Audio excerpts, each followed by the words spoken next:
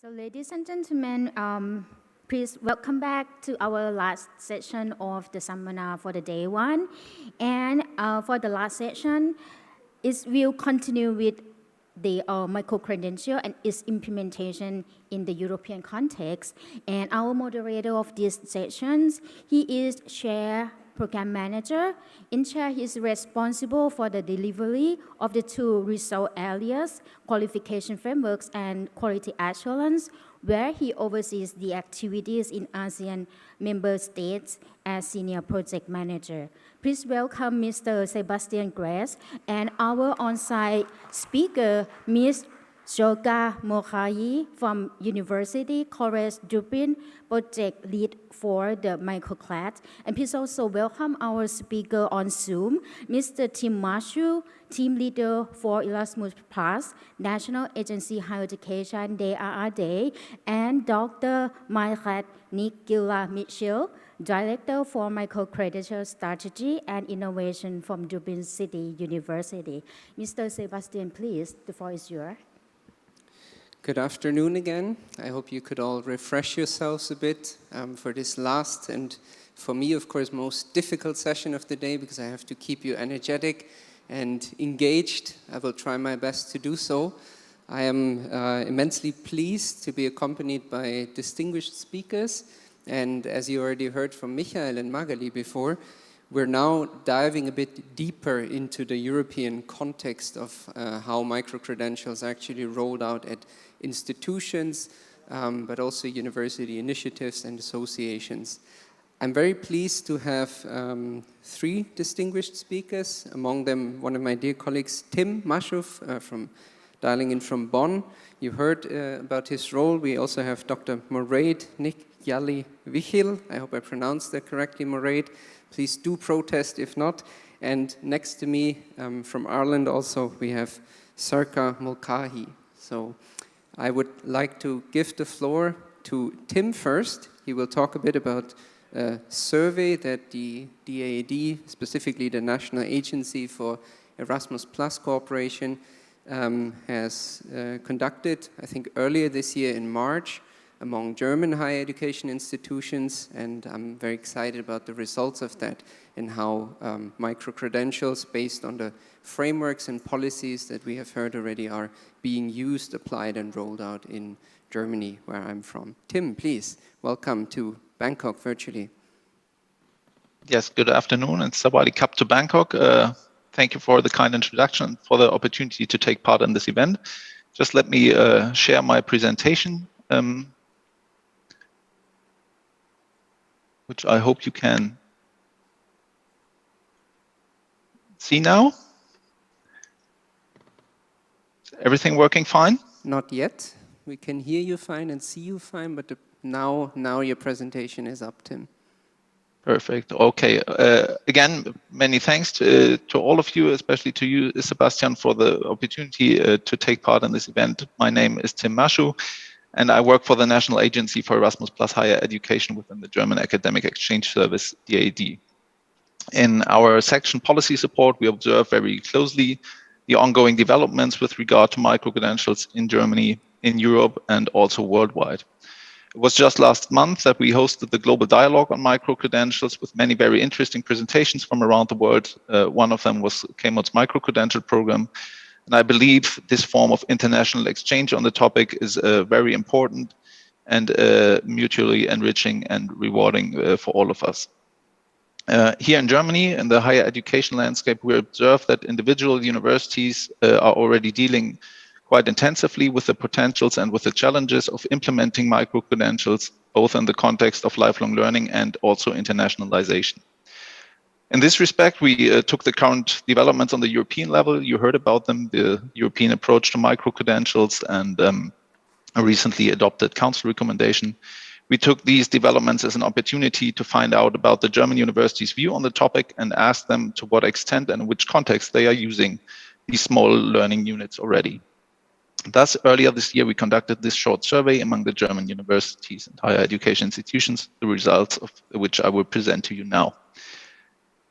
So the figures presented here are based on this survey we conducted actually in February. The results were then published in March.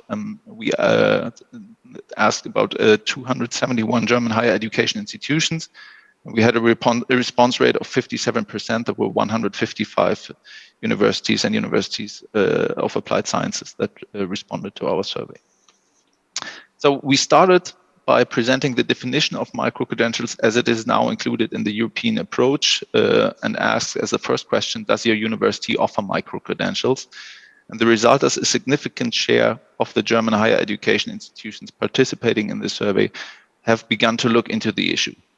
These include those institutions that already offer such learning units, that were 20%, those that were where they're subject of intense discussion and where there were concrete plans to introduce them, and those where micro-credentials are at least said to be a major topic of discussion at the higher education institution.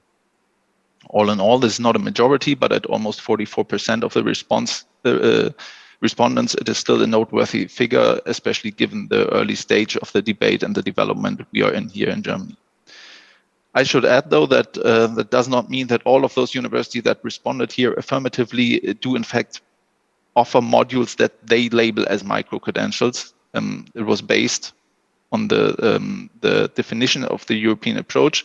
And the assumption is also that many of those institutions have on offer programs, let's say for certificates that might qualify as a micro-credential on the basis of the European definition. But I think this is something that needs to be kept in mind, that there are modules, courses, and programs that predate the emergence of the term micro-credentials and that might now fall under the current definition we have agreed on in Europe. What we did in the next step is to look a bit more closely at the different type of institutions, here distinguishing between universities of applied sciences and universities. You can see that in the UAS group, as we call them, just under 26% of respondents said that their institution offers this type of small learning units, while the figure for university was at almost 21%. As you have seen in the previous slide, the overall lower figure of 20% results from the fact that micro-credentials are more or less absent from art and music colleges. But if we look at universities of applied sciences and universities together, the numbers are a bit higher than the overall number. And we can see that the balance between universities and universities of applied sciences is also reflected in the answers to the question about whether they have concrete plans to introduce such learning units, and those who say that micro-credentials are a major topic of discussion at their institution. As you can see, there are some shifts between the blocks, but overall, I think it can be said that a good half of the universities and the universities of applied sciences are dealing with this topic. From the university's point of view, the key areas of application for micro-credentials are lifelong learning. That's certainly not a surprise, but also internationalization. Just you see trailing lifelong learning by just a short margin with the number of it got mentioned in the survey. When asked how useful micro-credentials are considered to be in different contexts, we used a scale of not useful at all from 1 to 5, very useful. Lifelong learning scored overall the highest average score on this scale here, and this is of course very much in line with the Council recommendation on the European approach that is focused on lifelong learning and employability.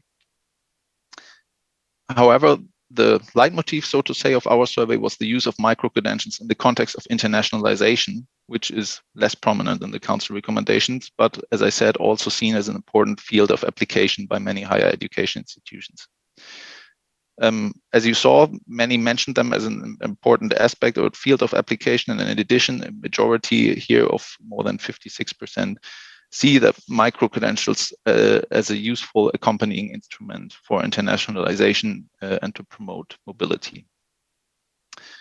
Among those who do so, there's a largely uniform pattern in terms of the assessment of various fields of application, both with regard to the outgoing and incoming context. We asked for different aspects here, and you see a score of close to around 4 that says universities think micro-credentials are a useful tool to support as a digital form to study abroad, as a preparatory tool to enable or prepare physical mobility in terms of overall blended mobility experience, and also seen as an instrument for recruiting international students or to decentralize teaching and the delivery of learning content.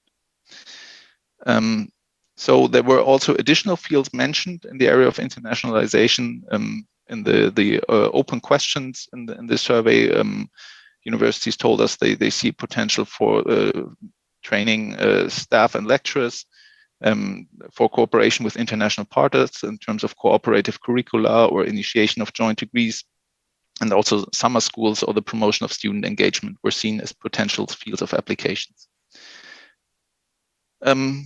We also asked if the universities see a specific need for regulation at the European level, which also a majority says it does see, and those who do so clearly stated as a priority that there's a uniform understanding of micro-credential, or that a uniform understanding was required within the European higher education area with regard to the definition and the workload. Now, with the definition, I think we have this uniform understanding now with the adopted council recommendation. With regard to the workload, I think there's still a great variety of opinions and of offers in Europe. Some say micro-credentials are a small volume of, let's say, 4 to 6 ECTS credits.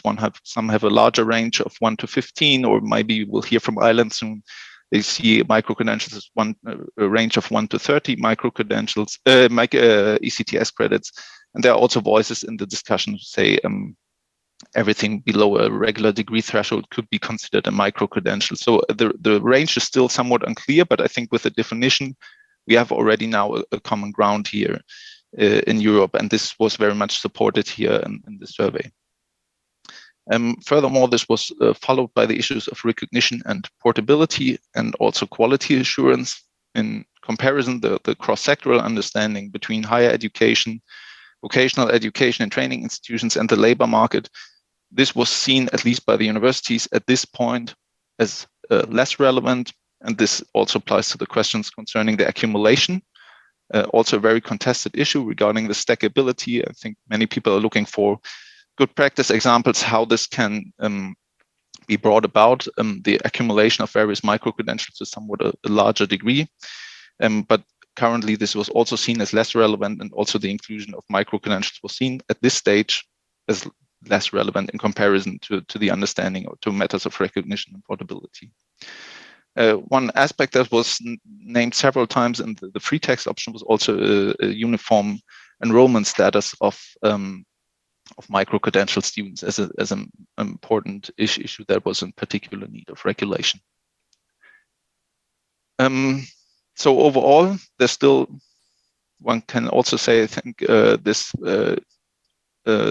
support for the initiative on the European level.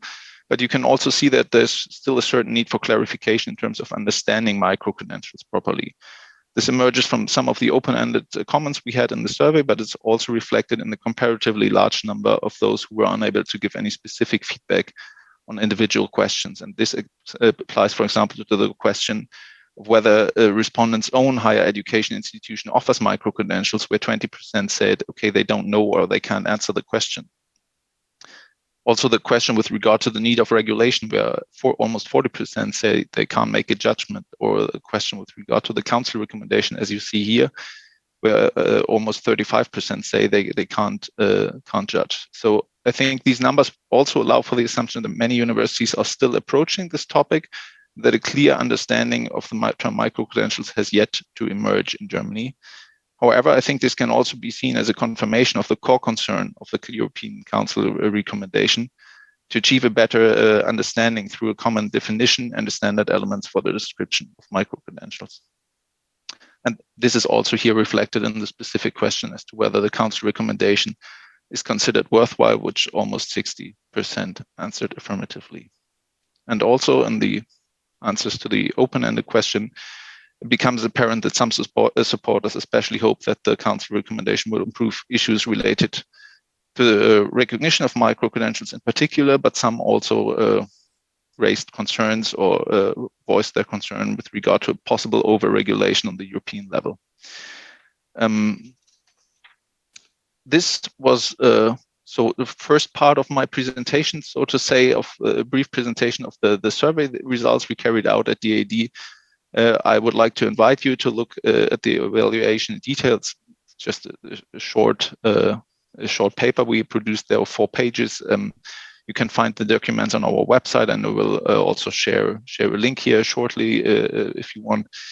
In addition to the survey, though, I would also like to present to you one example of a DAAD-funded program that might highlight the huge potential micro-credentials have for the internationalization, and especially for including a broader set of students, a broader group of students in international exchange activities. And that example is from Bielefeld University of Applied Sciences. The initiative is called Digital Mobil at FH Bielefeld, so digitally mobile. It is being funded under a program that supports digitalization efforts in higher education internationalization. And the key rationale of this initiative was to increase participation of students in internationalization efforts that do not otherwise have the opportunity to participate in international exchange, be it for reasons of special needs, care for relatives, or financial resources or time constraints. And I think most interestingly is that this component, this micro-credential component of this program, has specifically been set up as a rapid reaction to the pandemic situation to counter the decline in international student mobility and enable virtual exchange at the time of severe travel restrictions. So the solution the university came up with was to combine digitalization and internationalization. They teamed up with their partner universities, initially starting with 2 partners for their outgoing programs with an offer of more than 100 courses at 2 partner institutions in Finland and the US, providing a transcript of records, recognition of credits, and also even a refund of fees for courses that were taken in the United States. And like to have a mutual or reciprocal approach, they also offered programs at their own institution for incoming students with no fees attached, but specific also with tutorials and personal onboarding support for this kind of virtual international exchange. So the experience has so far been very positive. Participation is maybe a bit still moderate, but it was seen as an important addition to the existing programs, especially now in the time of the pandemic. You see the numbers here, more than 30 incoming students and more than 50 outgoing students that have participated in the program so far. Interestingly, and I think this is also a very important aspect to look really also on the demand side of micro-credentials and check where and in which areas the demand is high. And this might, at this stage, something that is maybe a bit understudied. And it's interesting to see that it was a high demand, especially for business courses, and that they were popular in work-integrated study programs. Interestingly, not all students asked for the recognition of credit points. Maybe for those who are enrolled in regular programs and might not, or just have them as an addition, that was not so important. But all thought that a certificate would be important. And which is also interesting, and I think and something we have also seen in peer learning activities here in Europe, that some partner universities were not able to offer courses because the legal regulations in different countries vary to a great extent, and for some it might be easier to implement such programs than for others. So that was an example from Germany and the brief overview of our survey we conducted. I'm sure you will hear more from Ireland soon, which is probably the most advanced countries in terms of micro-credentials in Europe. Finally, before concluding my presentation, I would like to draw your attention to our website for the event I mentioned at the beginning, the Global Dialogue on Micro-Credentials, which we held under the umbrella of our Bologna Hub project in June. You can see the graphic recording of the event here, and the video recordings are still available on the conference platform. We also had a distinguished keynote speaker, Mark Brown from Dublin City University. We were very glad that he would participate. And there were certainly a number of take-home messages for me in the event, but the major point was certainly the importance to continue this global discussion that I think is mutually beneficial to everyone involved here, to Asia and Europe in our context of today. And I'm very thankful that I have had the opportunity to take part in today's event. So thank you very much, Kop. And yeah, I'll be happy to take questions. And I look, of course, forward to the presentations of my colleagues from Ireland. Tim, thank you so much for your input. And I have to thank you for two things especially. One is how perfectly you illustrated the points that we've seen from previous discussions, from especially the previous session on the European Union approach to micro-credentials, but also the outcomes of the microball project. Perhaps if we could directly follow up with one specific point, and that is, I would like you to explain a bit about your exact role, because I think it may not be obvious to everybody, especially from the Southeast Asian audience, how exactly you as a team leader for the global relations of the European higher education area are placed at the German Academic Exchange Service. I'm highlighting this because Magali in her previous session already mentioned that she's also involved in the global dialogue for the Bologna area. So maybe if you could highlight this a bit and give a brief perspective on that. Yes, so my team with let's say on our section policy support is like a bit so to say the strategy section within the national agency, so to say, and we are involved in the Bologna process, but not only. My colleagues also involved in the ASEM education process, for example. Myself, I'm also taking part in the global policy dialogue of the Bologna process. Yes, and in this regard, we look at all these matters that are on the Bologna agenda in the European higher education area, and micro-credentials are certainly one very important and hotly discussed topic currently.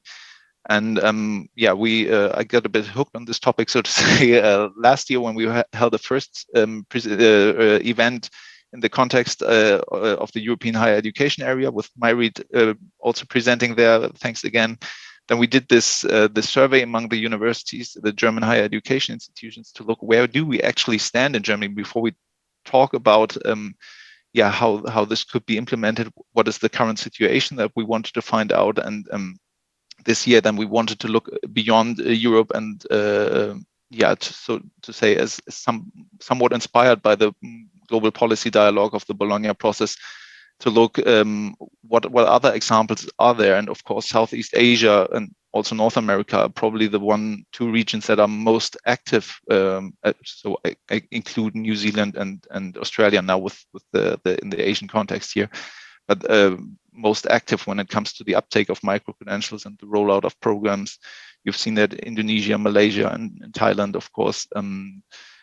Yeah, I think the process and the discussion can only benefit when we also look beyond Europe. And yeah, we had speakers there from Australia, from Southeast Asia, from Africa, from the Americas, and yeah, we continue to focus on this topic and follow the events. And yeah, that is my part I'm playing. Thank you. I'm really grateful that we can link this global dialogue to our event here in ASEAN. And I mean, today we've already covered some of the approaches that we see evolving in Thailand. And tomorrow we'll focus a bit more on ASEAN, especially on the cases that you mentioned, Singapore, Malaysia, Indonesia, among others. I would have one more follow-up question before you move on to, as you said, Ireland, or albeit on a European level though. Do you have information from the survey about the timeline as to when the German universities started to focus on micro-credentials, or their own short-term programs that they may not yet call micro-credentials, but now are covered under the EU approach? Do you have some information on that maybe from the survey? Not exactly that I can back this up with data from the survey, but of course the number of, let's 20% and more that say they offer micro-credentials shows to me there is there are many programs that predate the emergence of the term micro-credential, because in Germany this really rather took off, yeah, like probably 2 to 3 years ago, probably North America a bit earlier. And well, as I say, I don't have data from the survey, but the number I think indicates there are many programs that predate the emergence the term micro-credentials. If we look at this now, I think there's more discussion specifically with regard to this term. And I mean, micro-credentials, it's not the same like just continuing education, where you have classes only for learners who already hold a higher education degree. I think this is also an important component now that comes into the debate, that the social agenda to be accessible and more open to non-traditional students. And I think this is now discussed more intensely, specifically with this focus on the term micro-credential.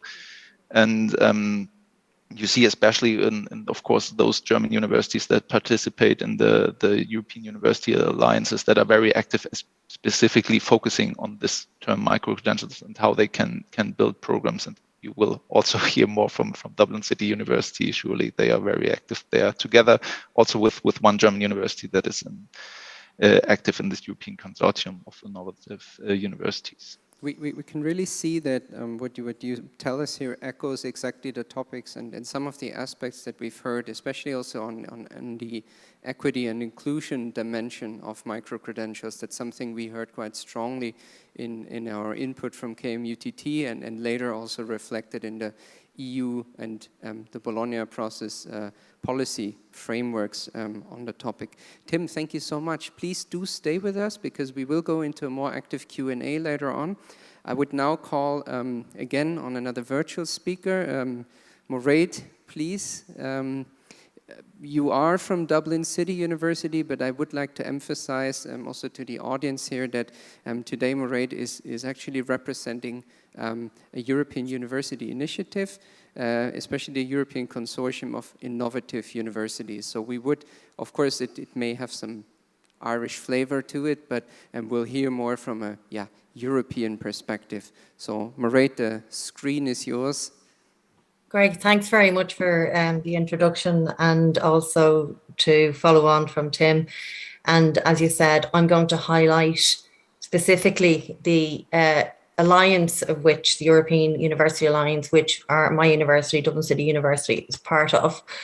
Right, just hopefully the share screen is coming on. And I'll start when, Sebastian, you give me the okay that's come up for yourself. Okay, there it is, but I think you have to go in full screen mode. We can now see your slides. Yes, there it is. So I'm going to take us through possibly from a pan-European perspective and talk about micro-credentials from that context in particular. So as I've been introduced, my name is Dr. Mhichíl. I'm the Director of Micro-Credential Strategy and Innovation. One of my research areas in particular is on micro-credential implementation and transformation. So I'm delighted to be here. As I said, I'm very actively involved in the ECIU, which is our alliance and one that we're involved in for a number of years. So to introduce the ECIU very briefly, it originated back in '97 as a network of universities coming together and all around centering on innovation.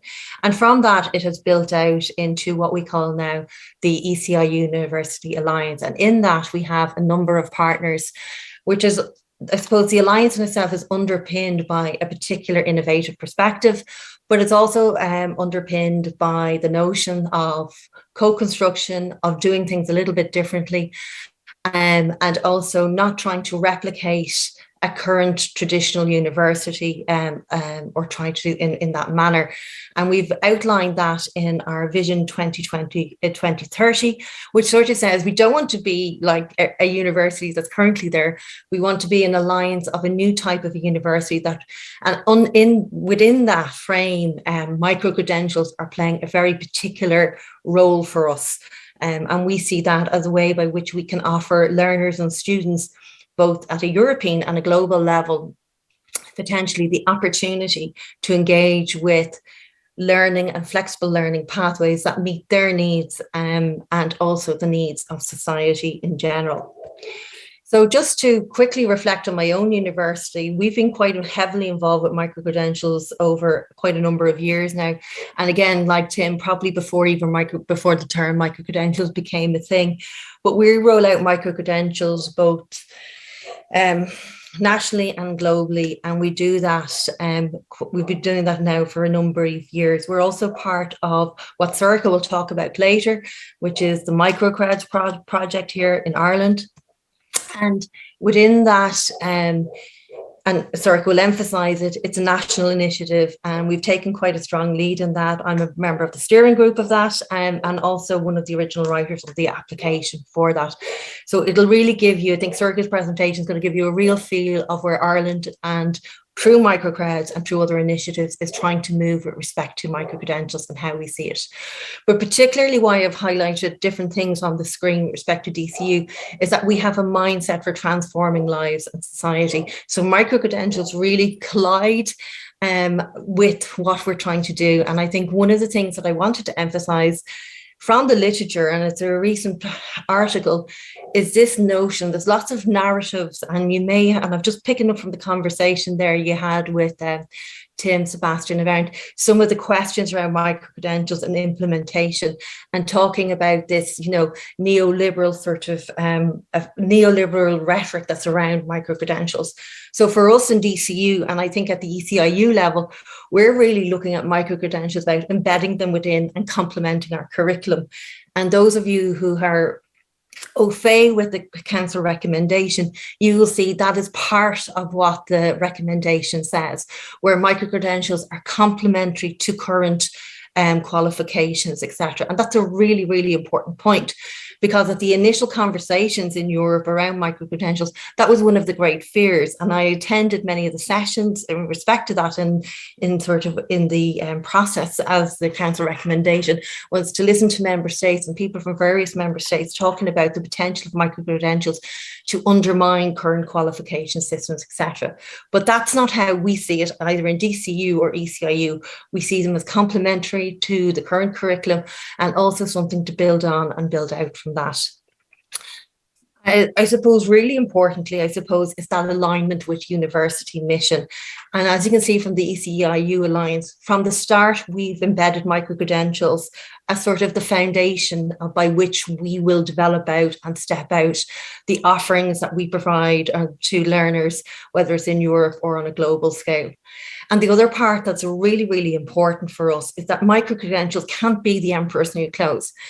There are specific, you know, qualities and characteristics that we are trying to embed both at an institutional level in DCU, but also at the ECIU level with respect to how a microcredential is constructed. And that's really, really important. And central to that is the pedagogical development of them. That's something that was picked up also at the last report from the Microball conference, from the Microball project in Europe. And I think it's a really, really important point. A lot of the conversation, both at the European level and also within our alliance, has been around technical solutions and platforms and that, and the focus was on that to see if we could get the sort of underpinning infrastructure right. But I think the needle is shifted into saying, what is really important from a pedagogical perspective. And I think there's lots of ways that can be engaged with and thought about. But one thing is critical from a higher education perspective, and one that we should not lose sight of, is that this is higher education. It's not just singularly all around competence, skills and things development, but that should be done so within a higher education context. And I think that's a really, really important aspect for microcredentials that are delivered or co-constructed with higher education. So earlier in June, we set out our third sort of position paper in the ECIU, where we said ECIU University. So we talked about microcredentials, a vision for European learners, values and priorities. And I'm going to talk a little bit about that today, but I'm also going to position that and contextualize that within the recommendation, the European recommendation, just to give you a feel for some of the way that we're thinking about embedding how Europe is approaching microcredentials within the wider alliance. And again, this alliance spans, we're one of the biggest alliances within Europe of these consortia. So we span across a lot of jurisdictions, a lot of regulations, a lot of qualification frameworks, and all of that thing. So we're grappling with these issues on a wider level, and that's from stackability to recognition to all of these things. And it's a really, really interesting journey for us all. But we've had to make key decisions about that. But we've also had to take some really we're also making key decisions around what is inherently a micro-credential for us and why is that aligned and should be aligned to what we develop out. So in that paper, we provocatively asked, is this the year as a micro-credential? And we weren't really looking for an answer to that, but we really wanted to assert that there is so much going on with respect to micro-credentials. And we know that that's happening globally. And one of the jobs that we've done in DCU as part of the ECIU has been to keep that global outlook, to learn from what is happening across the globe, and then to distill and condense that into something that's workable. And I think that's what a lot of institutions need to understand as well, is that moving then from going from where we've always had, you know, we're 100 years on the road at least of knowing what degrees are and long form awards, etc. But coming from many institutions who didn't offer short form, and we know that micro-credentials have existed in everything but name for a long time, but we need to set up institutions for that implementation and align that with it. So as you can see, a lot of things have been happening both in Europe, globally, and again, as previously said, in your own region here with respect to micro-credentials. And it's been really, really important for us as an alliance to keep that awareness there of what is going, never mind what's going on in Ireland as well. So I think really, really important for Europe has been this roadmap for micro-credentials and bringing all of us together and trying to navigate a continent into this notion of what micro-credentials can and should be and what they should encompass. And of course, there is literature there, and we know, those of us who are working on the ground with this, we know that there's always going to be a tension between the lifelong learning agenda and also then the employability agenda, etc. They don't need to be mutually exclusive. And I think that's a really, really important point, and one that we in the ECIU have taken very much countenance of. So we're thinking about it being both lifelong and life-wide. So not only, and lifelong meaning at different transition stages. So not only focusing at different career transition stages, but also at different transition stages within life, a person or an individual's life as they go through and do different things, maybe shift into different careers, have different life points, different key life things happening. So I think for us, the recommendation came out from the European Union. We were very excited by it. We were also delighted to see some of the changes and some of the inclusions that were in it, and also the notion that that the standards and the recommendations and the guidelines that were given are more encompassing than just singularly an employability focus, where they have cultural standards, societal standards, etc., that can be included into micro-credentials and further recognition. So I think that was a really, really important point from the Council for the recommendation to have come out. I suppose when we look at ECIU, the values, and when we looked at the Council recommendation, for us, it's really, really important that the standards, particularly for higher education, are building on what's previously there, because a lot of our institutions, and of course, this is, as Tim has said, you know, the Bologna process is a huge process, globally a huge process, which has influenced lots and lots of regions. So it's really, really important from a higher education perspective that we are building on those tools. And that's why the academic quality part of it is really, really important to it. Then, of course, embedded within the Council recommendation is this, you know, reflexivity, so that it is responding to societal needs. And as I've previously said, building on what's currently there. So at the ECIU, although we're striving to do things differently, we're not ignoring what we currently have within our system. And we want our micro-credentials to complement our current awards and to build out on these and for wider education and training systems. I think one thing that we talk a lot about in the ECIU University is this ecosystem, and micro-credentials should be and part of what we call co-constructed and co-delivery learning. So there's a multitude of actors that we know that we engage with and that should be engaged with, whether that's from the learner stakeholder or whether it's from societal or industry, etc. I think there's a huge amount of, or whether it's from governmental. So we know that we're in an open ecosystem, and that ecosystem, that there's tensions within it, but there's also opportunities to leverage within the ecosystem. And again, that's reflective of the agility and flexibility and one of the things is the ECIU, and you'll see that later in my presentation, is we're focused on particular challenges, societal and global challenges. And therefore we want, and as we're currently aware, and those of us who are still in Europe, we can see currently in Europe, we're having a massive heat wave. And I think it's part of our work is today as an ECIU university is looking at solutions and providing solutions for a myriad of learners across a wide variety of sectors to be able to deal with such things. I think from our perspective of it, and I think very comes across a lot in the council recommendation, is this notion of micro-credentials not being a one-stop shop and not being a very linear process, because we know that learning that you complete can be pivoted and flexed into different pathways. And I think for us, that's where the personalization comes down to it. And we've done a lot of work within the ECIU about the development of this notion of flexible learning pathways, with the notion that you could complete a micro-credential in X topic, and you may want to pivot it out and go on a linear progression to develop a particular competence, knowledge, or skill in that, but you then might want to pivot across. And we see for micro-credentials their transversal nature, and also not to expect that, it's a singular road that you travel on. I think from the impact on society, I think what we have, and it's really, really well placed in the recommendation, is it covers the continuum of learning from formal, non-formal, and informal learning. And I know that's going to be very challenging for institutions.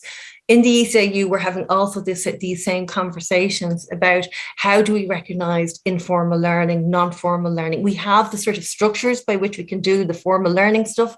It mightn't always be able to complete at scale, whether it's the Lisbon recognition, etc.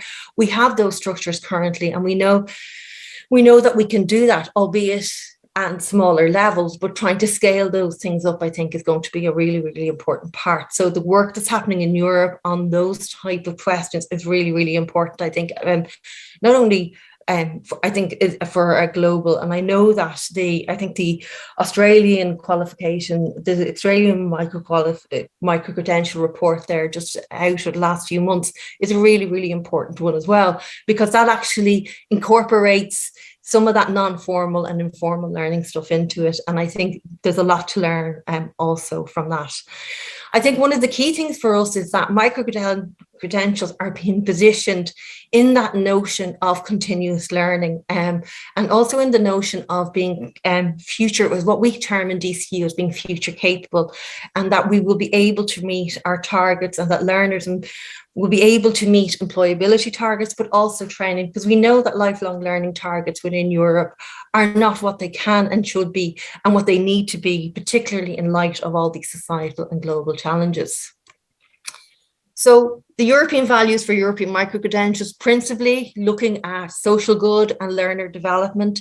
And this is sort of pitched against that market-driven reforms, even though some of them are driving change at the European level. And we can see that. We've seen that in Ireland, we've seen that in the UK, the Netherlands, Portugal, we've seen that across a number of countries where governments have funded micro-credential-like programs to support change and implementation of some of these key things. For us, it's all about active pedagogical approaches, where the emphasis is on real world, the emphasis is on really getting things out of it. And again, this ties back to the point I made about passive learning based on predicted needs. What we're saying here is that it's really, really important for micro-credentials to be co-constructed, really to gain that notion of, it's not an institution saying, and I think Tim made reference to this in his, and I'll just come back to where he said, well, what is the demand? I'm not surprised that business was the demand, because if we look at all the data from the MOOC platforms, we know that business programs, business MOOCs, etc., are one of the most in-demand subject areas. So it doesn't surprise me at all. But I think what's important, though, is that institutions move away from this predicted need basis. It may be an informed predicted need in most cases, but I think that we need to work with our stakeholders to work out needs a lot more extensively than just saying build it and they will come. So for us, it's about guidance and empowerment of learners to build personalized, as I said, flexible pathways instead of predetermined paths, even though we are very much well aware that we have to guide students through that. So for us, we're looking at a number of areas. So real lifelong challenges, teams of diverse learners and working together. We're looking at AI to support the pathways that are being developed out to help them in the development of selection of micro-credentials, particularly when they're trying to develop particular skills and competences. We're looking at how that can be stored, which is aligned obviously with the council recommendation, you know, that the learner owns, that it can be transferable, really, really important stuff. And then also looking at the stacking of micro-credentials into a qualification. So we've defined what an ECIU, and we've used the term sort of tongue-in-cheek micro-credentialist is. And we sort of say, from a European perspective, we see that these are critical aspects of engaging with micro-credentials, that we need, that micro-credentials should support active citizenship, thriving earning. So again, bringing that employability bit of it, but actually trying to allow for it to be more than just a neoliberal sort of very focused on the actor of industry, whereas more focused on the actor of the individual, and then empowered learning to be socially aware, to be flexible and informed so that they can exercise choice, preference and control over their learning pathways.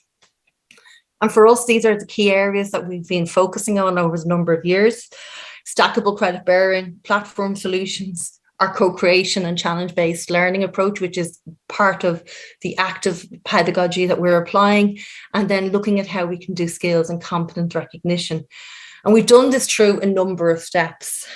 We've looked at demand propositions and collaborations. We're in practice trying to look at linking social and economic value, and then trying to experiment. And this has been part of what ECIU has been doing over the last number of years, experimenting with various approaches and use cases.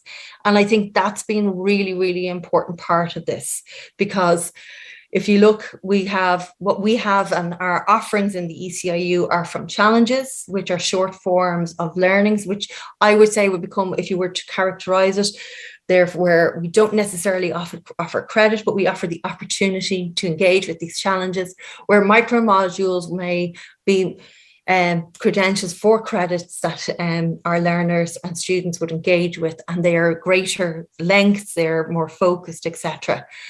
And in that, you can see these are just some of the type of ones that we provide: climate neutral campus in Europe, changing the game in household waste sorting. And that goes through a myriad of ones in and around this, from technical challenges and micro modules to less technical ones, and to ones that are focused on transversal skills. The quality assurance aspects of it, I suppose, are really, really important. But I'm always recalled back when we invited the former director of the ENQA to speak to us in the ECIU. And I think one of the key points that Maria Keller made at the time was that, you know, really important about micro-credentials is that you don't use a hammer to crack a nut, that we have a lot of the systems in place and that they're commensurate to the needs, to the requirements of the credit value that you're going to give out. And of course, that credit value depends, as Tim has said, within the ECIU, we have a credit range similar to that what we have to have for the Irish project, which is from 1 to 30 ECTSs. But we know in Microbowl, they said it can go from 1 to 59 ECTSs. So I think there's a lot of scope in what can be done there. But I think for us, and the way we've been looking at quality assurance, we're all institutions who have a variety of quality assurance processes, but we've been able to we're trying to weave a pathway through those ones by which we can recognize micro-credentials, challenges, etc., and micro-modules that come through that. And we've made key sort of and underlying assumptions about what each member and institution is going to do. So we've really sort of set out the processes by which micro-credentials can be developed so that we can all have that, I suppose, assurance that such quality is in place. We've developed out co-creation of learning opportunities between a number of members of the Alliance, and then we've had bilateral micro-credentials being developed and piloted, etc. And it's been really, really important learning experience for us as we go through this approach. So one of the key parts for us has been the definitions and the standards. So again, we've had a common definition agreed. We've had an alignment of learning opportunities and digital credentials. So we've gone through how do we issue badges, how do we do this, and how we're talking about it. And one of the key parts for us is alignment to what is happening in Europe, in and around Europass, looking at what we can do. So we've been part of the early adopter program for some while, and issuing digital credentials for both for the formal and in the informal learning. And I think that's been a really, really important, and it's part of the work that we will continue hopefully to conduct in the ECIU, hopefully as the second round of that comes into play. And we're really keen about developing that out further along the platform end of it. So for us, very much committed to the digital credentialing strategies, and that these strategies will be, I suppose, where the interoperability and standards, etc., will allow for that transferability and portability of credentials. And it's been a really, really big part of the work that we've done at present, because it's the empowerment part, not only for the institutions, but more importantly for the learners, I think, is what we're guided by. Last little plug for DCU, and that's around our micro-credential observatory. We add a huge amount of resources to this observatory on a global scale that we try and incorporate. So if you're looking to find something about micro-credentials, further information about initiatives, pilots, research that is coming out, we would have a lot of that centered and available and curated on this observatory. And I'm finally just to say, Gura Mahagwif, and please do reach out and contact me if you would like to engage in a follow-up at any stage. I'm very much happy to do that. I'm very widely involved, both at the national, institutional, and European levels, and I'm happy to reach out and to work with any institutions or national level who would like to work with us with respect to micro-credentials. So thank you very much.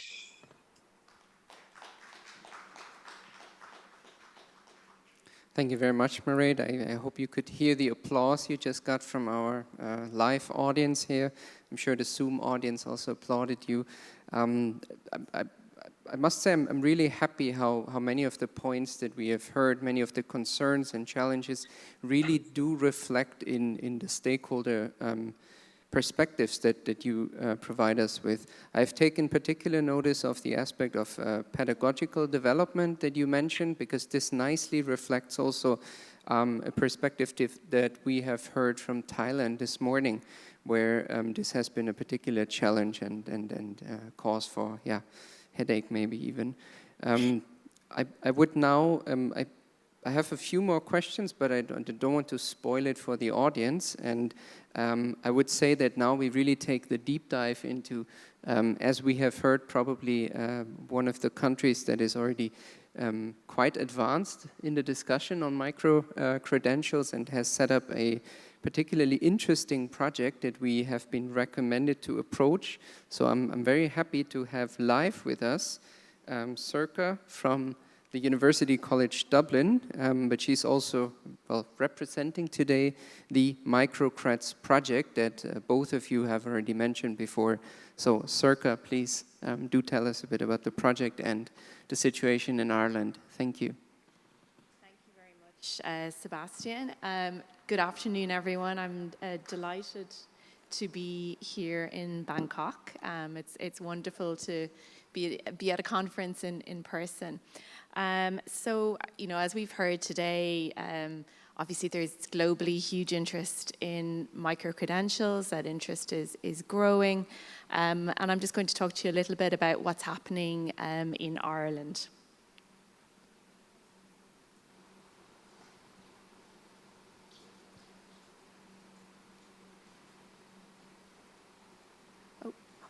Great.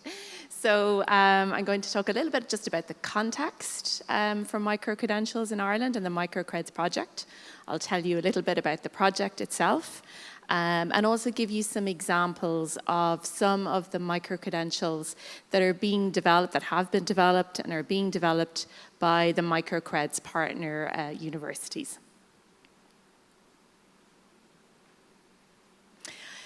I'm not going to go into the European policy context. That's obviously been covered by a number of speakers. All I will say here is with the Microcreds project, we're very much looking towards what is, the council recommendation, the Microball project, Micronet. There's so much happening, and we're really trying to stay aligned with that and stay engaged and ensure that anything we develop in an Irish context is very much aligned with what's happening in a broader European context.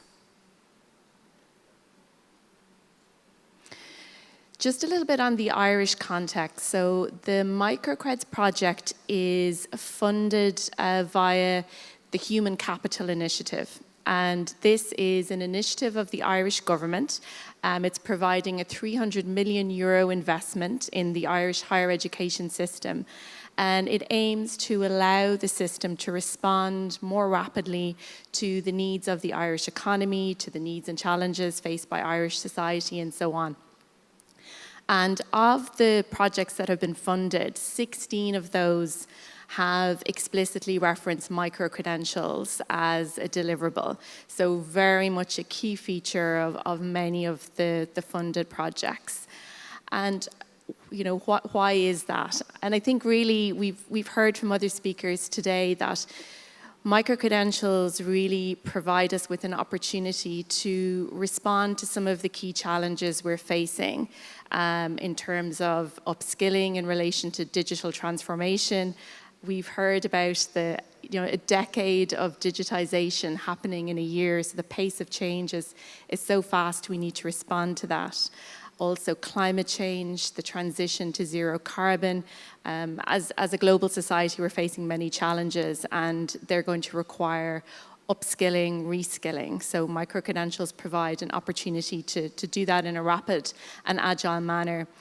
In an Irish context as well, coming out of the COVID pandemic, we've seen a number of changes in the labour market. We have what's being called the Great Resignation, where people are maybe reevaluating their lives, changing jobs, and that's providing real challenges for employers in terms of retention and recruitment. And also another factor I think that's influencing this desire for micro-credentials is around the shift towards online learning that happened during the pandemic. Certainly in an Irish university context, it's made us see what's possible. And how well online learning can work. And I think micro-credentials, many of them lend themselves very well to online learning. So I think a number of factors are driving that interest in micro-credentials in higher education in Ireland. So the Microcreds project, it's a 5-year project. It started in 2020, although in reality much of the work really began in 2021. We were still, I think, adapting to the pandemic and so on. Funding of €12.3 million. It is led by the Irish Universities Association, which is a representative body for universities in Ireland, and there are 7 partner universities participating. Ireland, as you know, is a small country, so 7 universities is actually the majority of universities in Ireland. We have some new universities coming on board, but most of the universities are involved in the project, which is great. And with the Microcreds project, it gives Ireland the opportunity to be the first country in Europe to develop a national framework for accredited, quality-assured micro-credentials. So we're very excited about that. These are the Microcreds partner universities. The project is also advised by an enterprise advisory group. We've heard from many speakers today about the the need for micro-credentials to be developed in conjunction with industry, to be co-created. So that Enterprise Advisory Group consists of senior representatives from large companies, from government bodies, from industry associations, and they're very active in guiding and supporting the direction of the project. The project consists of 4 key deliverable strands. So the first is a national framework for micro-credentials that all the partner universities sign up to. The second is a sustainable model of collaboration between universities and industry. The third is a discovery platform, so an online portal where learners can find out what's available from the universities in terms of micro-credentials.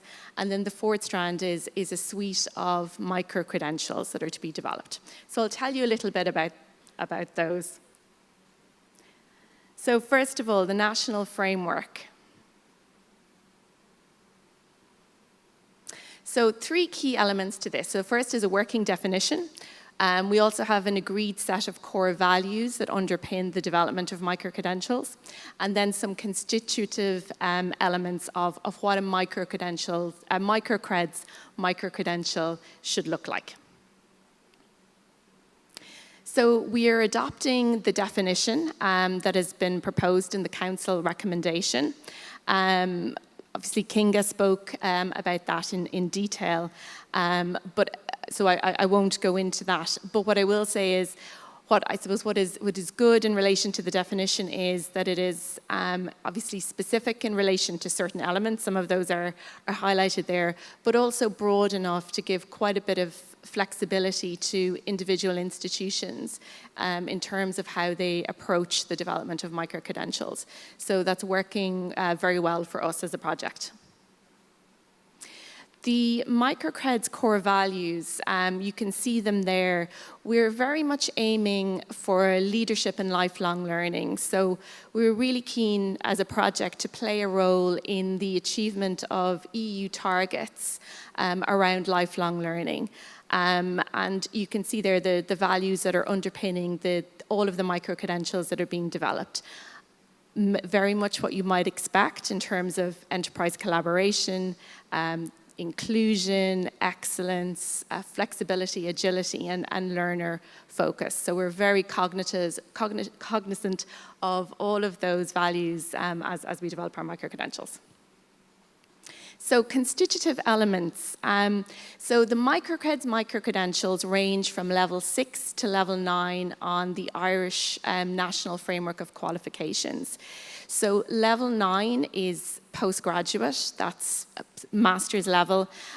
Level 6 is a level above our final secondary school exam, so it's kind of a higher certificate level, so that just gives you a view of the range. Credit size, and as we've heard from earlier speakers, there's a lot of debate around what is micro, so how big can a micro-credential be? And certainly there's been a lot of debate and discussion on that amongst the microcred's partner universities. Where we have landed is a credit range of 1 to 30 ECTS. And as we've heard earlier, 1 ECTS is approximately 25 learning hours. In terms of what's happening on the ground, a lot of the partner universities, my own institution included, are focusing on the lower end of that scale. So in the 10 ECTS or less range, what we're hearing from industry is that's really what they're interested in. They want, where possible, short, sharp, bite-sized pieces of learning. All of the micro-credentials are quality assured and objectively assessed against learning outcomes. And they can be standalone or they can be stacked into a larger university award. Our aspiration is a project that not only will micro-credentials be stackable within institutions, but also they will be stackable across institutions. So second deliverable strand is Microcreds Innovate, and this is a model of engagement and collaboration between university and enterprise. Obviously, all of the partner institutions are engaging with industry on a constant basis anyway, in terms of program development and research and so on. But the aim of this model is to create something that's very much fit for purpose for micro-credentials and allows us to be agile and responsive.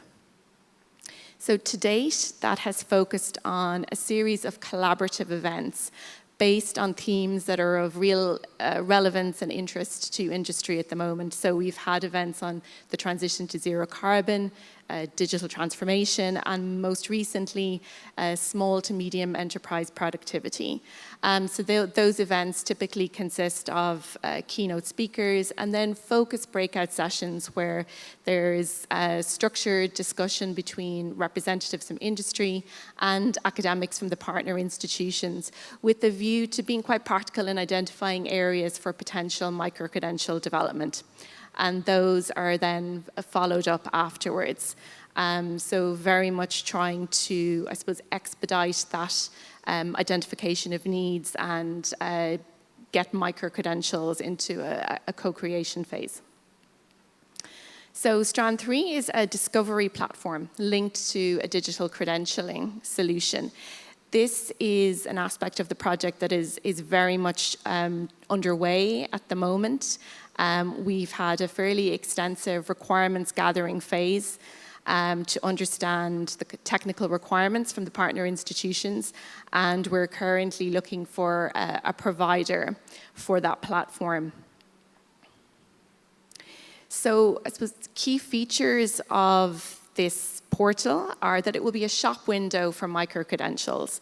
So very much about making learners aware of what's out there.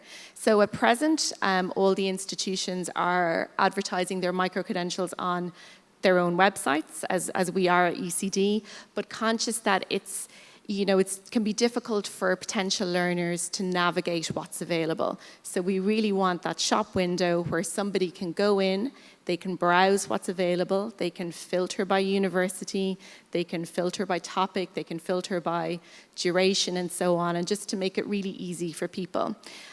There will also be a recommender function. So just as we have with Netflix or with Amazon, the idea that, if somebody's browsing a particular area, looking at a particular micro-credential, there might then be a recommendation for something else they might want to look at. Everything else beyond that browsing will still be handled by individual universities. So application, enrollment, course delivery, and so on will not happen on that portal. They will be managed via existing university systems. And our plan is that we will be interoperable with Europass digital credentials. So if somebody completes a micro-credential, they will receive a digital credential that can be stored in there and shared via their Europass account. So fourth and final strand, a suite of micro-credentials developed across all the partner universities. This is very much my focus at the moment at University College Dublin. So I'm working with academic colleagues across a range of disciplines to identify opportunities for micro-credentials and to develop micro-credentials. And the funding that we have is being used to support academic colleagues. So through the recruitment of new academic posts to work on the development of micro-credentials, and also to provide support in the form of educational technology, as a lot of what we are developing is online. And also marketing support, because micro-credentials are new. Our target audiences are not necessarily familiar with them, so there's a big marketing piece there. So myself and my team are supporting our academic colleagues in all of this. So at the moment, I'm working with academic colleagues in disciplines such as business, law, medicine, public health, engineering, and also food science and nutrition. Food science and nutrition were the early adopters. They were the first to come on board.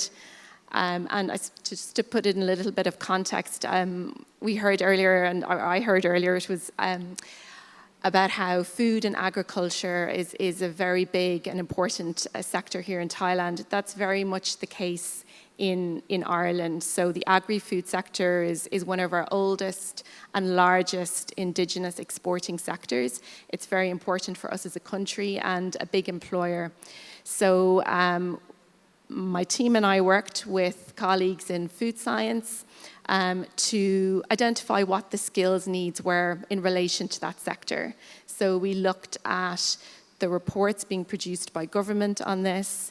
We engaged in extensive consultation with industry to really understand what the needs were. And following that, we kicked off the development of a number of micro-credentials. So these are just some examples of some that have been developed already. They're being launched in September. So we have 3 micro-credentials in food science, food safety and regulation. And these can be stacked into a university award. And we also have 2 micro-credentials in diet and nutrition. All of these are 10 ECTS in size, 12 weeks in duration, all online, and all very much developed in conjunction with industry. So lots of industry speakers, guest lecturers, industry involvement. We're targeting an Irish audience primarily, but because they're online, also very open and accessible to international students. Just to give you a sense as well of what's happening in some of the other institutions, just a few examples. So University of Limerick have launched a digital marketing micro-credential, so very hot topic in Ireland at the moment, lots of demand for people with digital marketing skills, so great upskilling opportunity there. We also have a Trinity College Dublin, a micro-credential in low carbon power technology, so again responding to that transition to zero carbon agenda. And then a little bit of a more unusual example. So Maynooth University have launched a micro-credential in brewing and distilling. So there's been quite a large growth in the brewing and distilling industry in Ireland recently, particularly small producers. And the chemistry department at Maynooth University spotted an opportunity there. So that's just a flavour. There are many more under development. So we have a long way to go yet as a project, but it's great to see the results of everybody's efforts coming to fruition. So lots of good work done. Just very quickly, and I don't want to end on a negative note. I think all of these challenges are surmountable, but it was just to flag some of the issues. You know, we're very much in a system where university systems, processes, governance structures are designed for larger programs. So there are challenges there, even on the kind of the technical IT side. So lots of work to be done. We've heard earlier about the challenges in relation to getting buy-in from stakeholders, so academic stakeholders, but also other units that need to support micro-credentials, so registry, IT, and so on. So a lot of stakeholder management to be done. And then finally, stacking. While we have mechanisms for stacking of micro-credentials into awards, and we're doing it as institutions, there's still a piece of work to be done around the stacking across institutions. So that's certainly something that we'll be focusing on over the coming years. So that's all from me. My contact details are there if anyone would like to get in touch at any stage.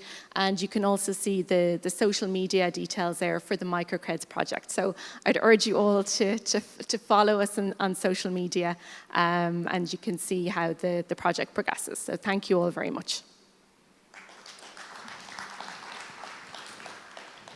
Thank you so much for this really exciting view on the Irish perspective. I mean, I can see now how the rollout is happening, and perhaps this serves as inspiration also for things to come, maybe in our region here in ASEAN. I would have 2 immediate follow-up questions, but I don't want to dominate the conversation, so I would right away open up to the audience.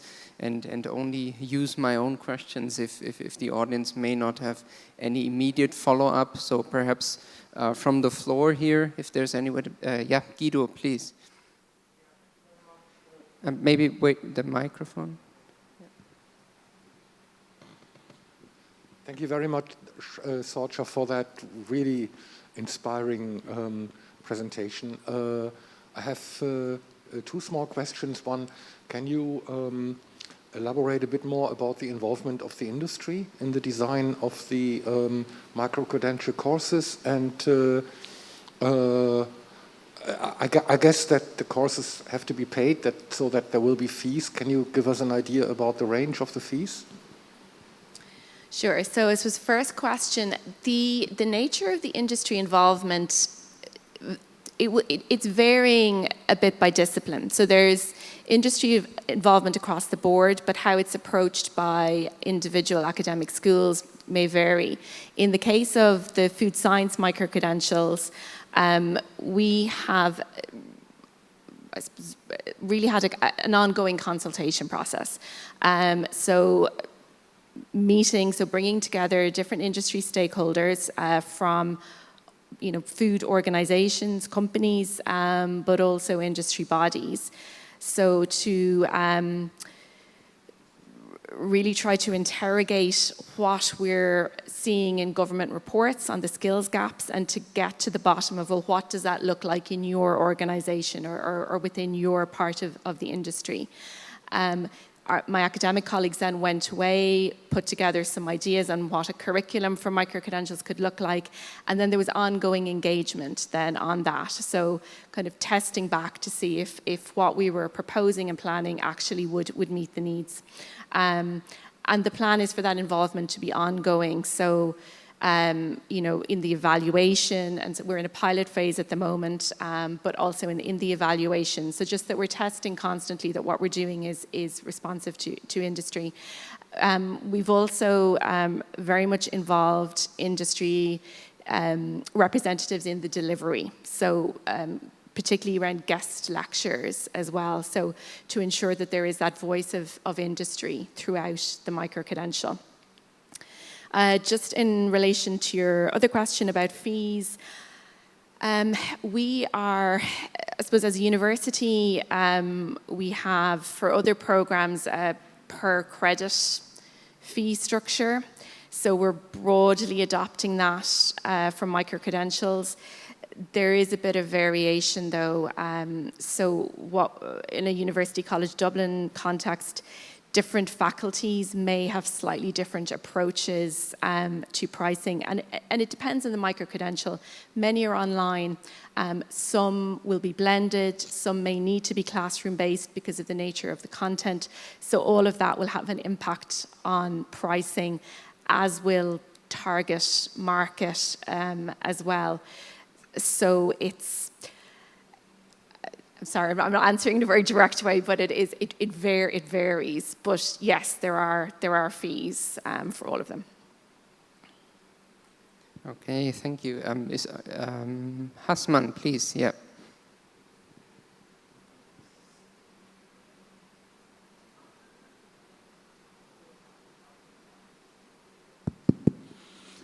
Thank you, Sebastian. And this question is to Sorcha as well.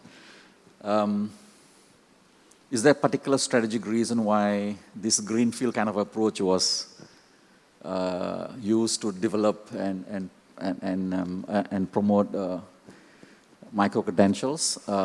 ICIU is a consortium of universities, which means I understand that it is far more difficult to do it within the university system and structure. It is better to go and set up a new establishment, new vision, new systems. So we're not exactly setting up new systems. I mean, we're using a lot of existing systems. We're aiming for, I guess, a coherent approach in that there's been an interest across Irish universities in, smaller programs of learning. And I guess there is a desire just to be consistent in terms of how we approach that. So when we use the term micro-credential, that we all mean the same thing. I think that's important for learners, again, back to that transparency piece. As universities, we do all have, I suppose, different systems and processes and approaches. So we're aiming for, consistency in terms of definition of micro-credential, key elements, and so on. But in terms of how we approach, the application, the enrollment, and so on, that will very much be utilizing our individual systems. So we'll have our online portal where learners can browse.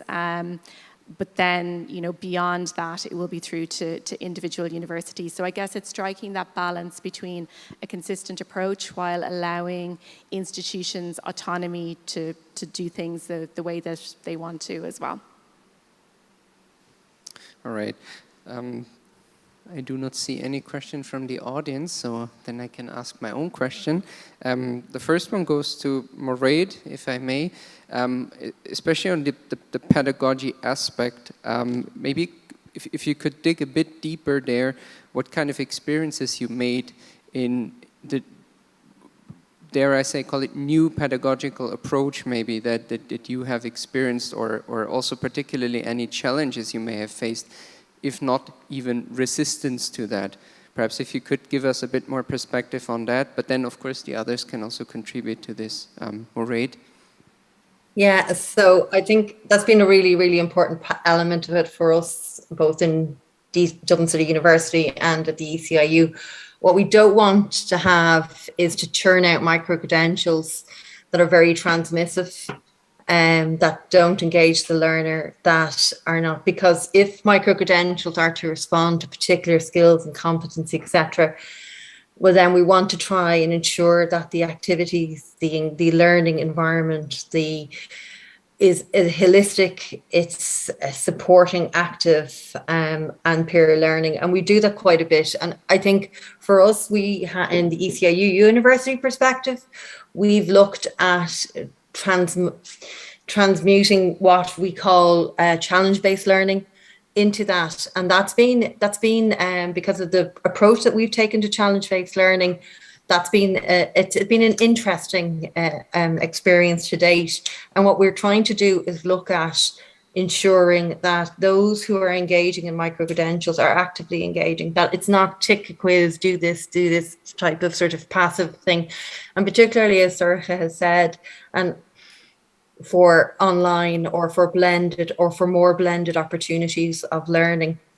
I think from a strategic point of view, it's also a differentiating factor, is that if you know as a learner that you're going to have an active learning experience, and again, it depends on learner type as well, because those coming in potentially who are doing at a micro-credential, say at an undergraduate level, or if it's embedded within the curriculum, may have different pedagogical needs, may need more scaffolding. Whereas if you have maybe a postgraduate micro-credential, you may not need to have so much scaffolding, but you might need to have more opportunities for collaboration. So it's not just one pedagogical approach fits all. It's been quite, I suppose, decisive and concrete about the type of learners that you think you're going to get onto these micro-credentials and then to use them. But with the base notion is that you're supporting active and creative learning. I just wanted to go back there to the questions that was asked in and around pricing of Sorcha, because coming from the microcreds, one of the things that's been really, really important for the microcreds project and for the steering group and at the national level is that micro-credentials can't be seen as the lowest common offering that higher education institutes are delivering out. And we're very, very much in the notion of that these are commensurate learning opportunities with standard or traditional learning opportunities. And most of our institutions in Ireland are providing very much a comprehensive suite of support to those learners who will engage in it. So we want to make sure that the price of what we're providing reflects the value of the offering in itself. And I think that's a really, really important part of it. So for us, the pricing strategy is a really important thing. We've done at the microcredits project some landscape scanning in and around that. And that's been really interesting. And if you do that landscape scanning at a European and a global level, it's interesting where you can see universities and other institutions really trying to work out what those price points are. And I think key values for us in around price points is that notion that micro-credentials, independent of their medium of delivery, should reflect the value of the education, which is a higher education that they're receiving. So I just wanted to make that point because the pricing issue is quite sensitive, and particularly in and around that a lot of the funded initiatives that are provided globally scale provide some sort of subsidization for micro-credentials or short form courses, suggesting that they can be provided at very low costs. And as Sorcha said, a lot of our institutions are geared up for programs, for full degree programs and funded in such ways, but we are providing a huge amount of services in that, and so that obviously impacts price. So just wanted to have a little reflection on that question as well. Yeah, I mean, it blends in and connects to the equity and inclusion approach. I mean, that of course also needs to be reflected in the fees. Of course, Ireland being a completely different system than the one that I'm most familiar with. Tim, there is a question for you is on the levels. And it came from the online audience, whether there are any micro-credentials in graduate study level available in the German context. I mean, we've heard from the Irish context that there certainly is. I mean, level 9 in the IQF. Perhaps, do you have some information on that from based on the data that you've acquired from the German higher education sector, Tim?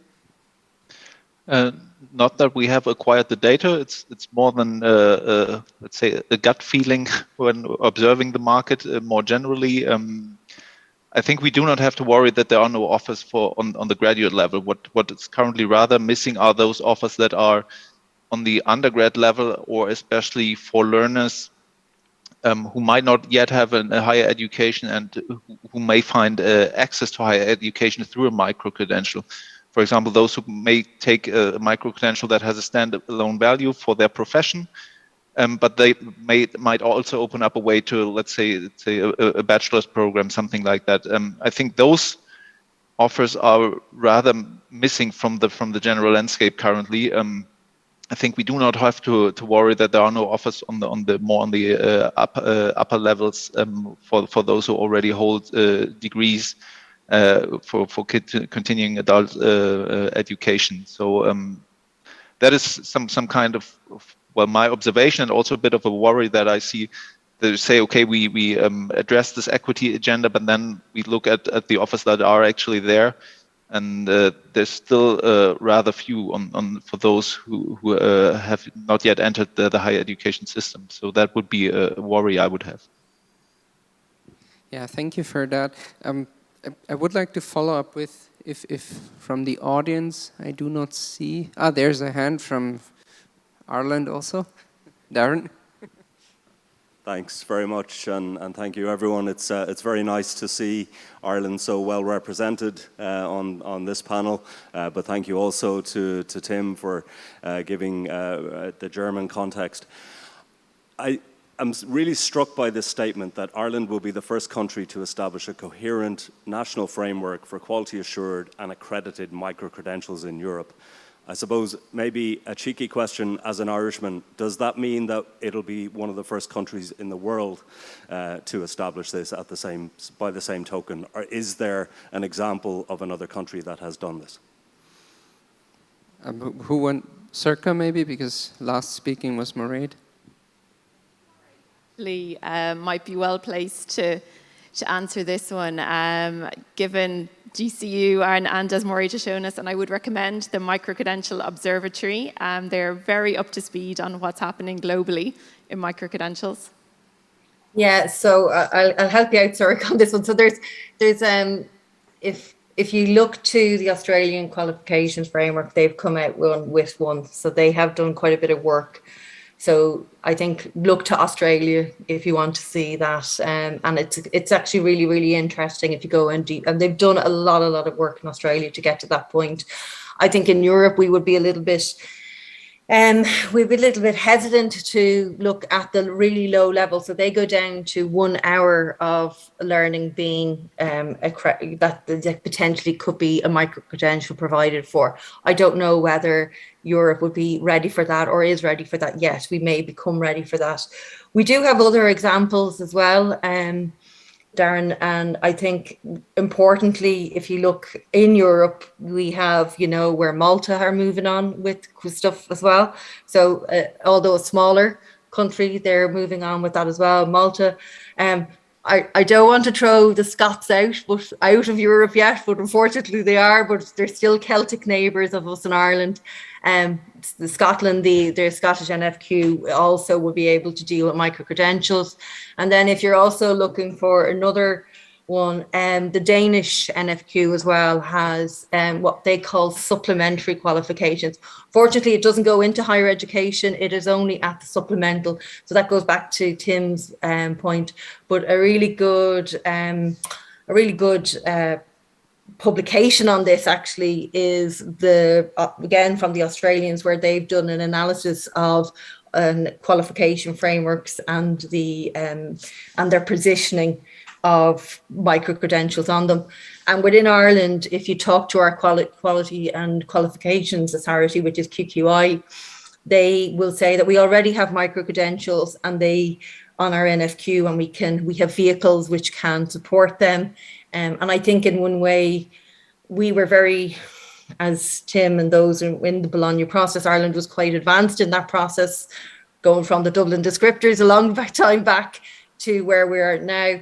So I think, you know, in Ireland, we've always had that QQI would assert that we would have micro-credentials, and they've published, I think it was May of last year, where they say we have over 1,400 micro-credentials on our Irish qualifications register at the minute. So yeah, Ireland is definitely moving the way. I think what we're trying to do, and that's why the microcreds project is really, really important. And the first pillar or strand that Sorcha spoke about there is really, really important. And we're working with QQI in Ireland to ensure that cohesive approach that we're trying to take is representative of it, because all of our universities are awarding bodies anyway, but QQI provides the opportunity for other education and training. And now with legislation that's currently going through our Houses of Parliament, they'll also be able to do for other non-education and training providers who would also fall under QQI's remit. And that's a really, really important aspect of it as well. So we're moving very much in Ireland to this, and yeah, we possibly will be one of the first, but I think there'll be a group of us at the starting point globally who are doing this, and that will be the Australians, some here in the Malaysian context as well, who have done a huge amount of work on this as well. And I think Ireland, I think we'll be some of the forerunners in this anyway. Well, thank you so much, Mairéad, for that overview. I have been signaled that time is up, even though I have 5 more questions noted down, but I guess I would have to ask them bilaterally there. There's a lot to be discussed about the QA aspects, especially the stackability challenges that you've outlined. Tim, I also do have some follow-up actually on the German sector context, but I think we would just have to arrange a call for that. So I would really like to thank you all. I mean, Sorcha for being here, Tim and Mairéad taking time out of your busy schedules to join us virtually. I would like to ask the camera now to be turned to the audience, the live audience here, for the applause. So maybe if you can move the camera and focus away from the stage so that we can give a big hand to our speakers here. Yeah, so you see, it's real applause. We're not just playing it on tape. So Tim and Mairéad, I hope you felt a bit more included now. So you see, we've not been lying to you. It's not just Sorcha and me on stage here. I will have to close the day now, even though I would probably take another hour to discuss this, but I don't want to overstretch your patience here. But let me give you a bit of a look ahead to tomorrow, because tomorrow we're really going into the ASEAN context, and I think that's going to be particularly exciting because we're going to hear from a few stakeholders, among them the ASEAN Secretariat, but also our own, the share context, what we have been doing in the field. I mean, there's nothing like an approach to the whole context, but perhaps we can, inspired by what we've heard today from the Thai and the European context, think about potential approaches or maybe also definitions. You see that there's still a lot to be said and done about that. And we will have a bit of a more interactive format where we break out into parallel working groups, something that I'm always a particular fan of. And then we will conclude the day tomorrow by having a Thai panel that will reflect from many different perspectives, the QA perspective, the industry perspective, but also, of course, academia, on what recommendations we can take out of this seminar. Perhaps we can come up with a proceedings document or submit something to the ASEAN stakeholders. I want to highlight also again that we brought in linkages to the global dialogue on micro-credentials that Tim mentioned before, and of course next week the 15th Share EU-ASEAN Policy Dialogue, where we will also contribute with a session on digital credentials. So thank you all very much. Sorry for going over time for 5 minutes, and please give another warm hand for our speakers. Thank you very much.